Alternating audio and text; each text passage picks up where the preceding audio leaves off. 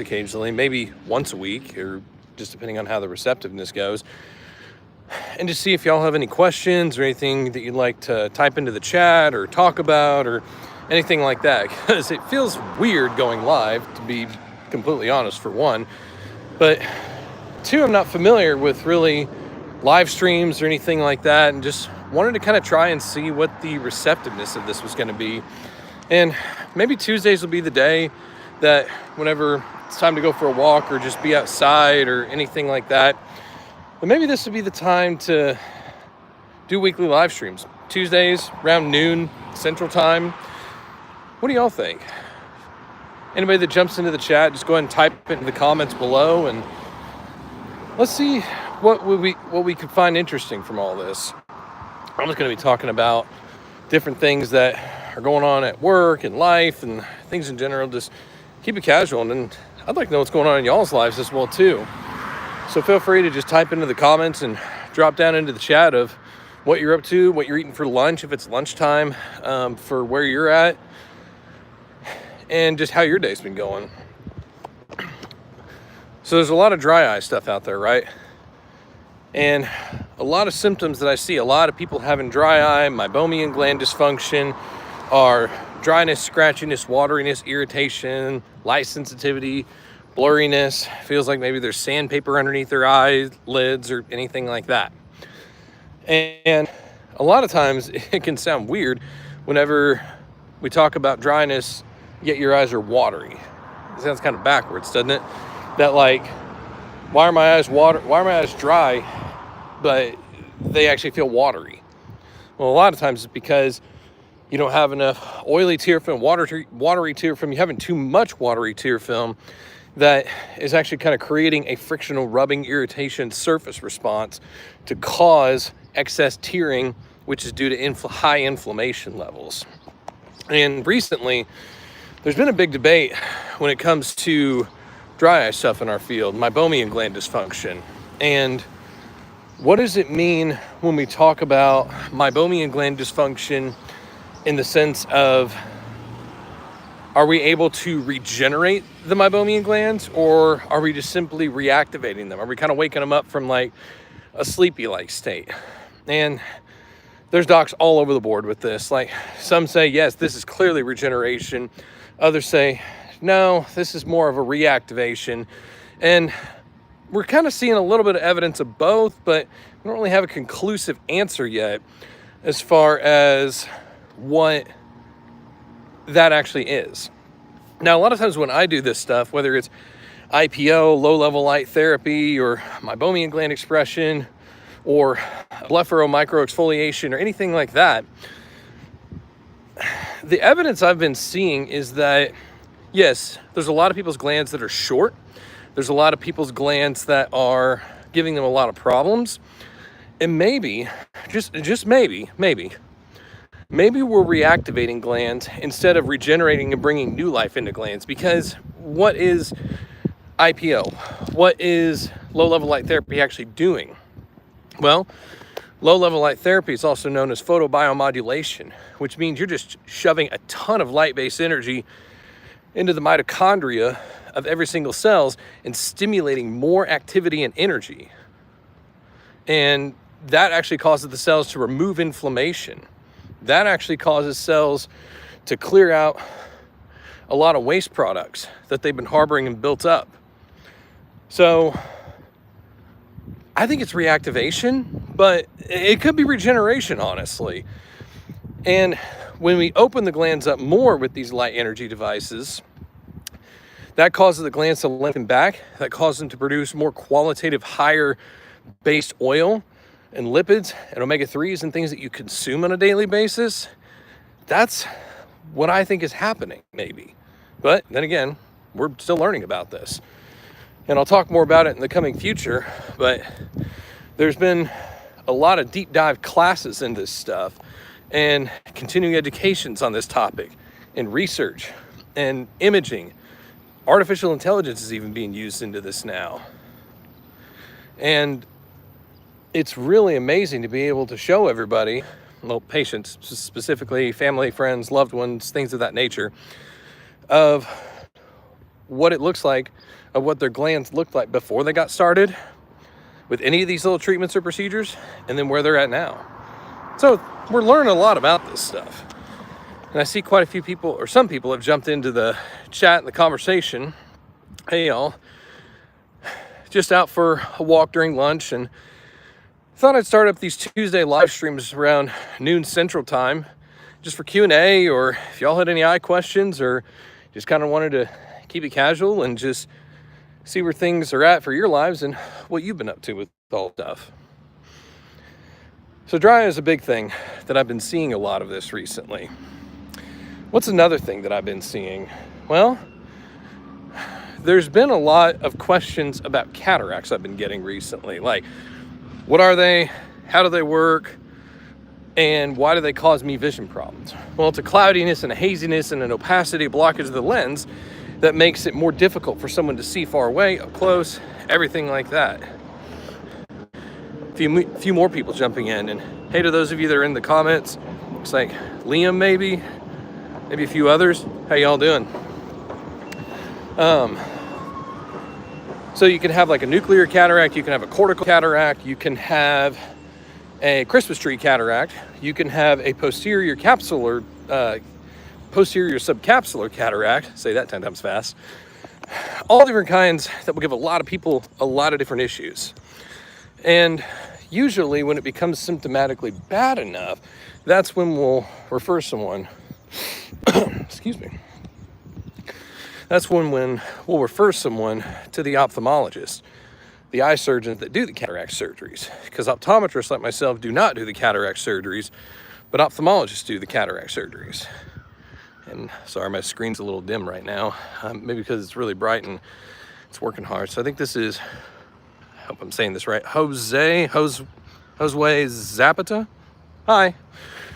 And the cataract surgeons will do the cataract surgery, but going back to the dryness, if somebody's got dry eye stuff, inflammatory stuff, different things going on like that, among the various surgeons I've talked to, it's extremely important to get the dryness and inflammation and corneal surface and tear film under control to have your best results for surgical outcome, for your best vision and eye comfort after cataract surgery. Historically, cataract surgery a lot of times will be done with one eye, and then a couple of weeks later, the other eye will follow. So let's say you've got a really bad cataract in the right eye, and then a kind of medium cataract in the left eye.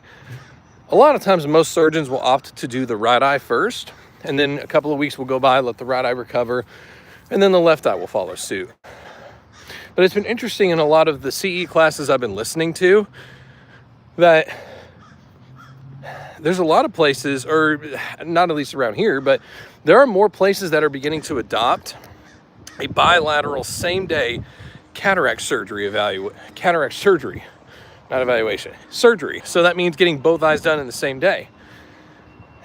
It's newer, it's strange, and I'm still trying to ponder all that, because I'm trying to learn, like, would I want that done for me? Would I want both both eyes cataract surgery completed in the same day?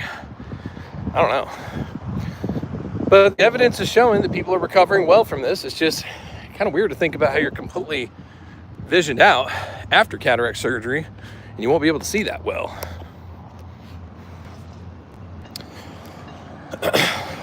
Something else I've been getting a lot of questions about recently is refractive surgery. This can involve like LASIK, PRK, even SMILE, the newer one out there, different things like that. What would make someone a candidate for those kinds of procedures? Well, usually a lot of surgeons will listen for prescription glasses and contact lens stability.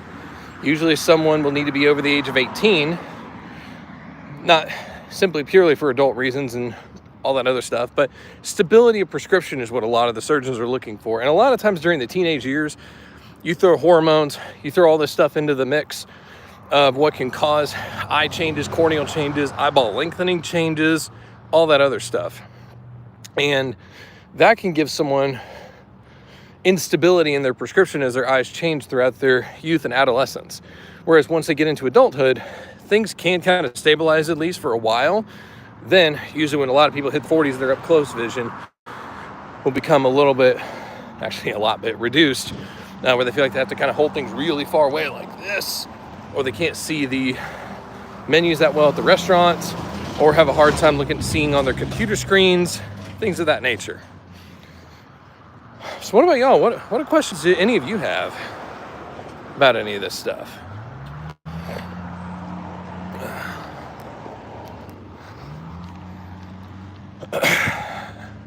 Man, it is hot today. Temperature says it's probably 91 or 92 right now. Getting a pretty good amount of sun exposure, but that's important too. That's something I've been getting some questions about, of sun exposure, sunglasses, too much sun, anything like that.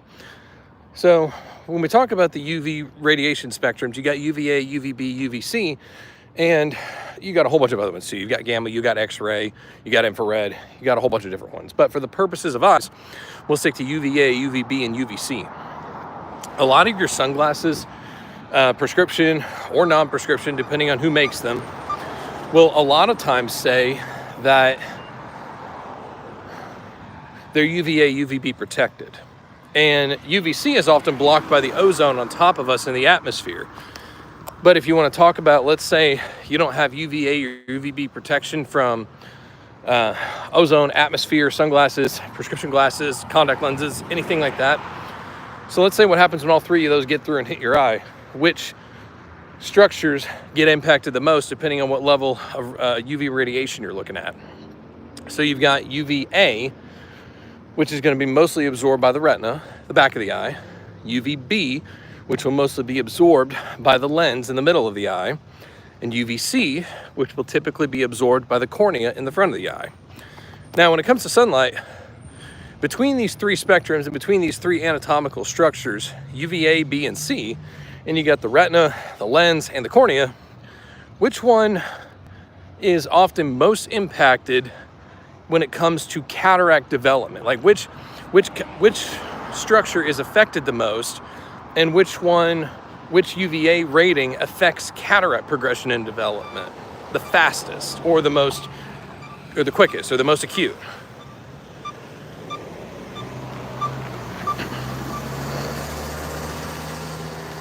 Let's see. Hello, Altberber, maybe, if I'm saying that right. It's actually UVB. So UVB accelerates cataract development like no other. And it actually speeds things up readily, especially if you played outside a lot as a kid, maybe didn't wear sunscreen that often, in the sense of how it can cause skin stuff for you as well too. But ultimately, when it comes to the eyes, when you have the proper protection, it just slows down the development of how the cataracts progress. Because that's ultimately what causes cataract progression. Time, birthdays, sun exposure, health, development of health conditions like diabetes, unstable blood pressure, like too high, too low blood pressure, things that stress the blood vascular system out considerably, which can stress the eyes out as well.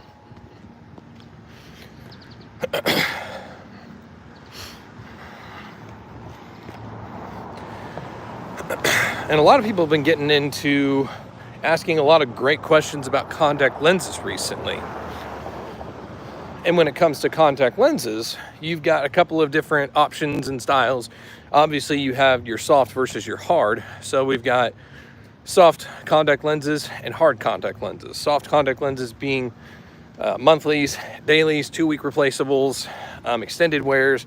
But then you have your hard contact lenses, which can include the specialty design contact lenses, which is gas perm, scleral, very specialized, catering to someone's cornea and prescription.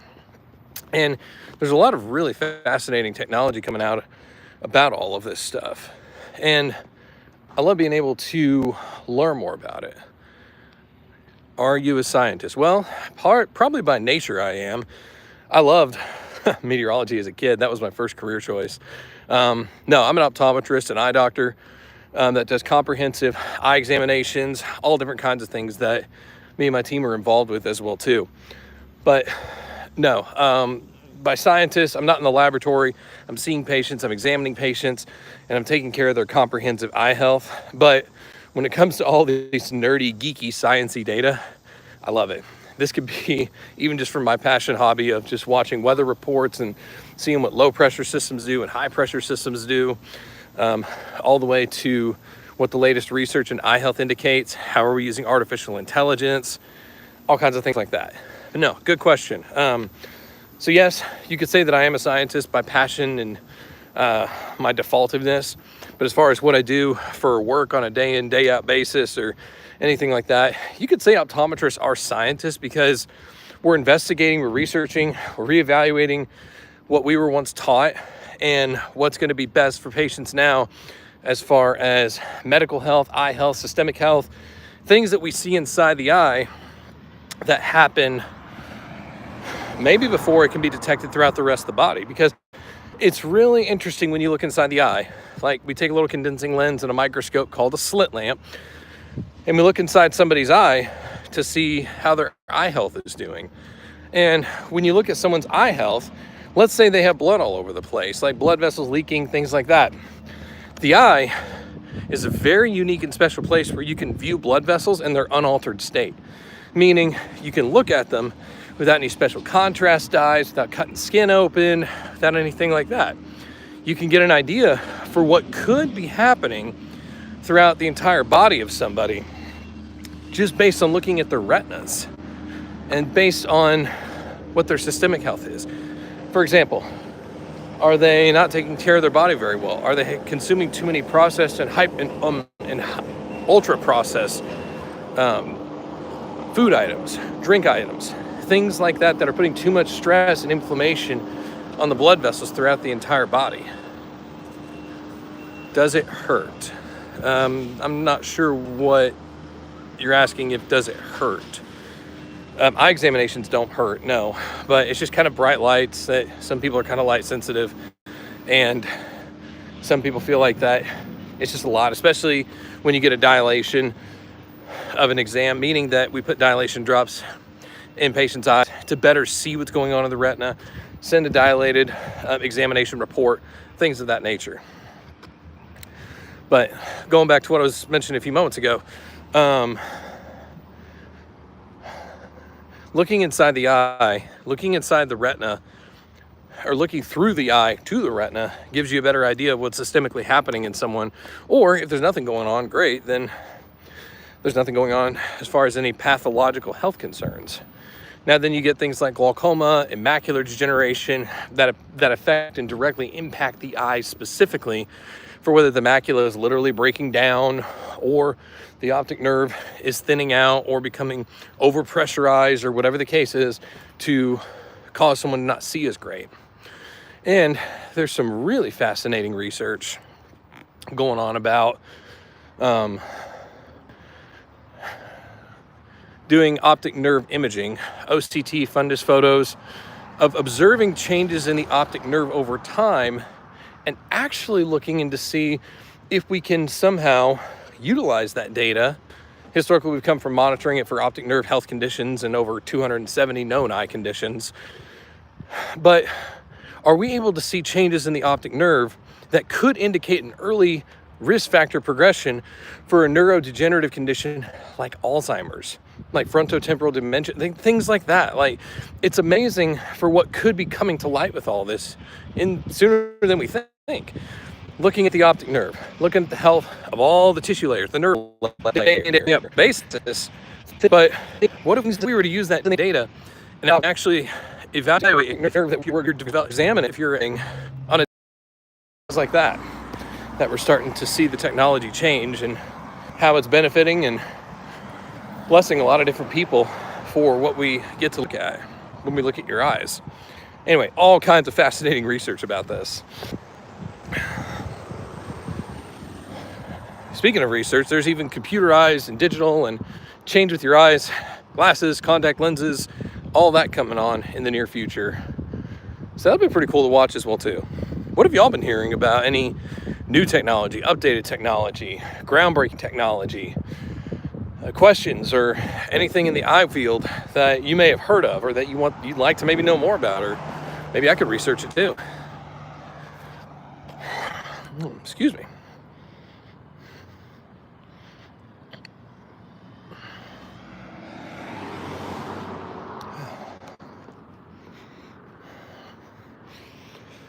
Yeah, I think I'm gonna start doing these more and just talk about more upcoming trends, topics, what's coming down the pipeline, what are some new things we're doing on a daily basis, what's changing in eye care.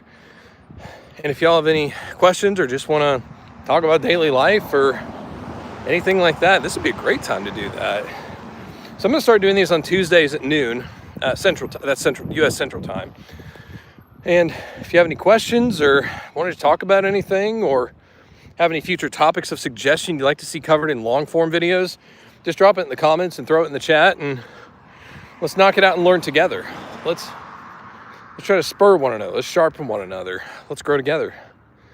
I like this. Do y'all like this?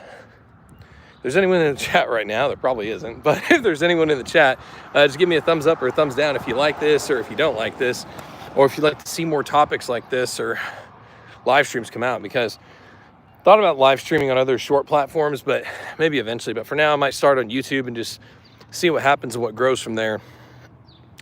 Because I've been doing the YouTube thing for, I'm going to round up about 3 years or so this coming October. It's been a pretty fun journey just to kind of see the changes that evolve and grow for what you do on long form videos, short form videos, things like that. So it'll be pretty interesting.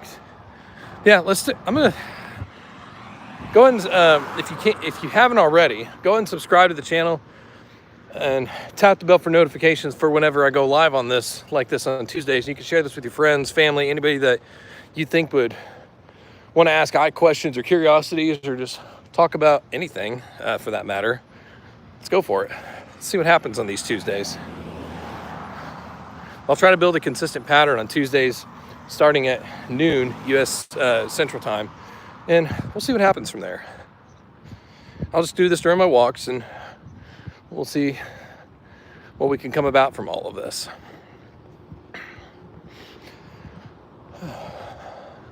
Nice little breeze out, thankfully.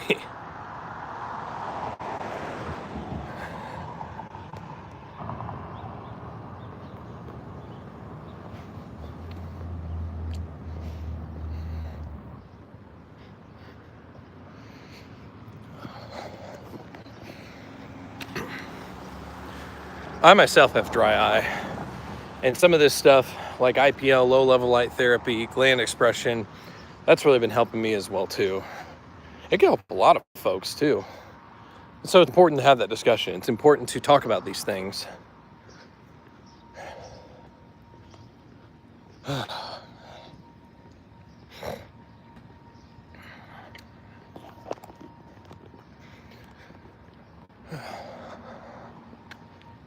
Pretty quiet day.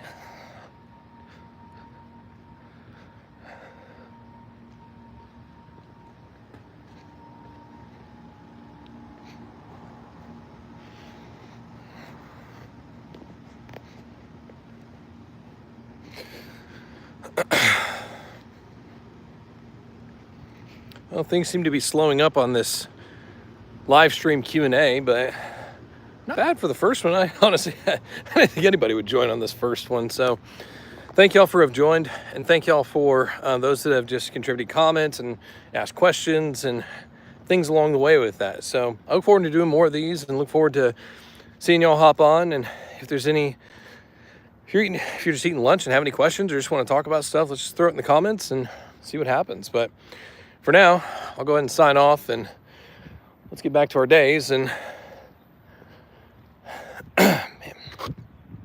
see what the Lord has in store, because I am a man of God. I am a husband, I'm a father, and I love being able to get to see what God does in my life. Jesus Christ is my Lord and Savior, and I love being able to see what he's going to do with this and what he's going to do to reach other people with this as well too. Sometimes I know that not a lot of us are honestly bold enough or confident enough to truly mention or talk about or give glory and credit to God in everything that he calls us to. And I do believe that's what he's called me to do, to help at least share what smarter people than me have poured into me with all this eye education stuff and health stuff and different things along the way. So hope it's a blessing to y'all, and hope it's a blessing to anyone that you might share this with, and hope it's a blessing for any other live streams that are to come. So thank y'all, and look forward to seeing y'all next time and seeing what we can really do with this. But thank you. How do I end this? Oh, here we go.